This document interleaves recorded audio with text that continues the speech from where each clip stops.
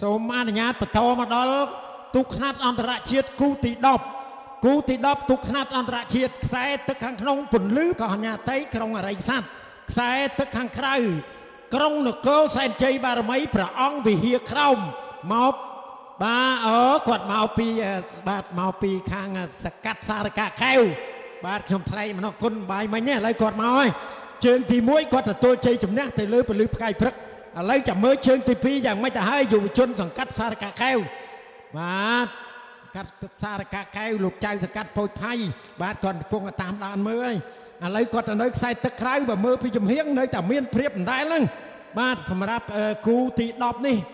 បាទយុវជនសង្កាត់សារកាកែវបាទសង្កាត់ការកាកែវវត្តស្វាយអណ្ដែត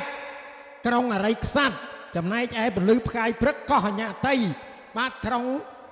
បាទអរិយខ្សាត់ដូចគ្នាបាទអាយ៉ាជើងទី1ក៏ឈ្នះឥឡូវនេះក្រុងនគរសែនជ័យបារមីព្រះវិហារក្រោមបាទរបស់ដេគុណវត្តស្វាយអណ្ដែតបាទដាច់ហើយបាទសូមដូចជាជូនលទ្ធផលទៅក្រុងនគរសែនជ័យបារមីព្រះអង្គវិហារក្រោមផងដែរបាទគឺឈ្នះទាំងពីរជើង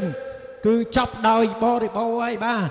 បាទពីរជើងចប់ហើយគឺទទួលជ័យជំនះទៅលើពន្លឺផ្កាយព្រឹកបាទសូមថ្វាយពពរសូមជូនពរសុខភាពល្អទាំងអស់គ្នា